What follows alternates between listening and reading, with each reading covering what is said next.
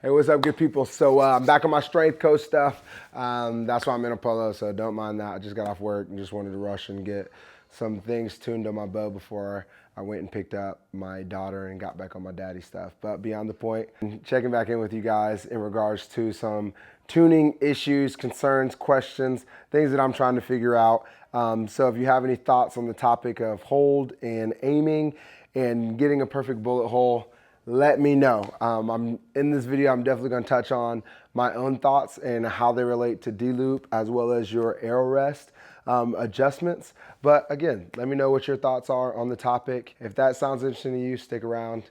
If it doesn't, peace. I'll see you never. On a real note, thanks for clicking on the video. See you in a second.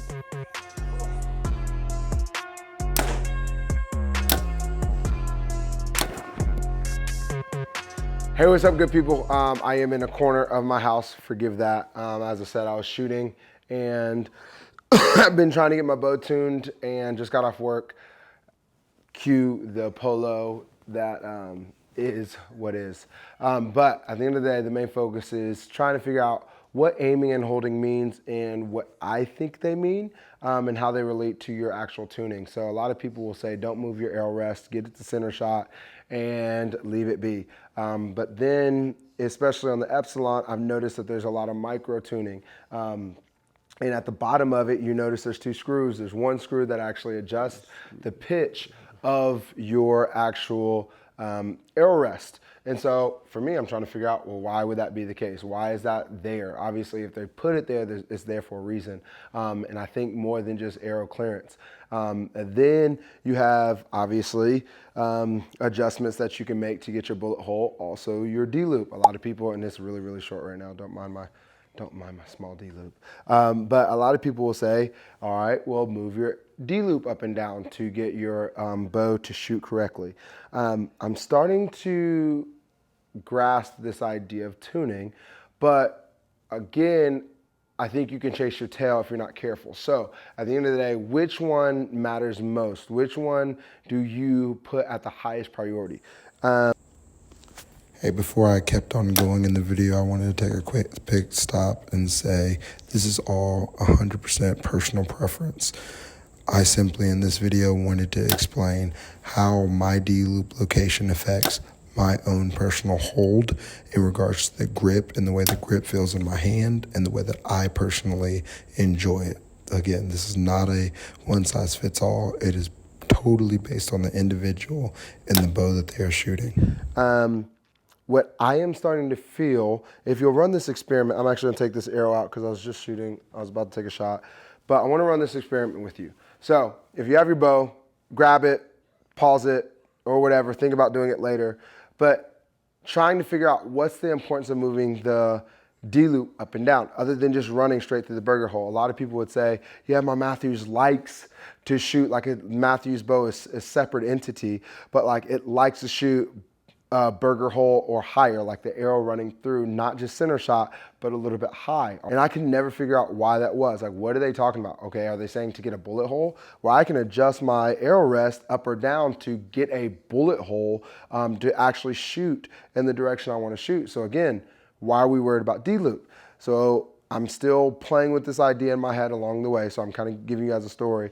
But then the other day, I finally was just sitting on the couch, and I noticed in the last few times I've been shooting that I've been fighting to not put too much palm pressure. So if I were to put my bow right here, I was feeling like my top hand of my grip was putting too much pressure into my bow versus me being able to keep mid to upper part of my palm and letting the bottom end of my palm be floating, if you will. But if you were to think about like pressure points, my pressure point was low on my palm rather than the middle of my palm, which was really aggravating, and it caused me to kind of like sit low, like, because it was like I would fight my bow to get it back up.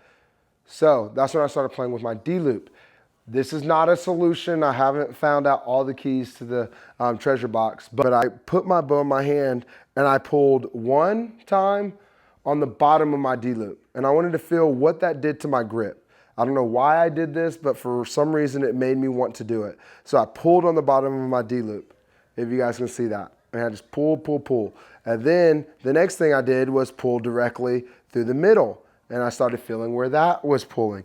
And then I pulled at the top knot of my D-loop, and I felt what that was doing. And obviously, the higher up you go, the more you're starting to pull the cam backwards, or the top end of your bow backwards. And I started thinking about like micro tuning and how that little micro tune can adjust the feel, or what I think people are referring to is the hold of the bow. Like when you're at full draw, where are you tending to fight? If you had no weight on your bow, what does the bow want to do in your hand? And I think a lot of that actually, what I'm figuring out, plays a bigger role in your D-loop more than the actual bow itself, maybe. I don't know. I haven't shot enough bows to really know that. But I do know when I move my D-loop up, I was able to keep a lot more consistent pressure higher up into my hand because I was higher up and closer to my top cam. So me being close to the top cam naturally made it, it's almost like if I was grabbing up here where my peep is. Obviously it's gonna tilt back. If I grab a little bit lower, it's gonna tilt up. So when I finally found what I would say is center of the string,